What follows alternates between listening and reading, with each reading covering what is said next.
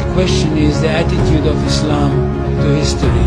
And in fact, what we find, basic attitude is that all history is in fact an Islamic history. That means that all the major figures of history basically are Muslims.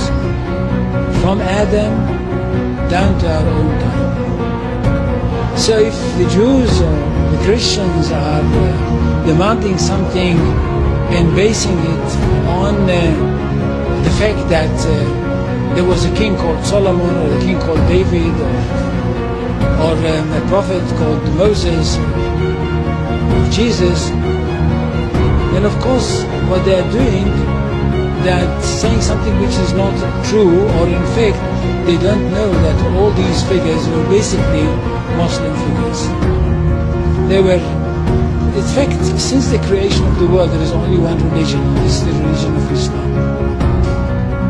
So if anybody says, look, there is a place which is connected with Solomon, and that's the place where the Temple of Solomon stood, a true Muslim would tell you, yes, absolutely right, but don't forget that Solomon was a Muslim, and David was a Muslim, and Abraham was a Muslim, and Isaac was a Muslim, and Jesus was a Muslim.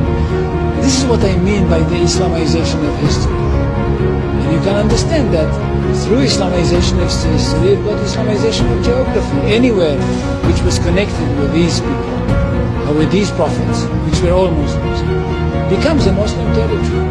And therefore, when Islam was not in that area before Muhammad came to it, but it should have been there.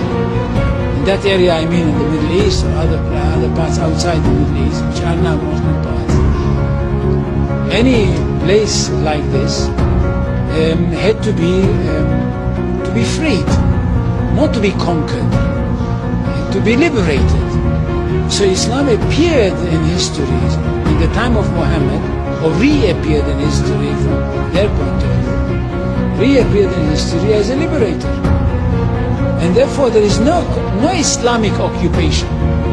If somebody occupied anything, it would be always somebody else, not the Muslims. So there is no Islamic occupation, there is only Islamic liberation.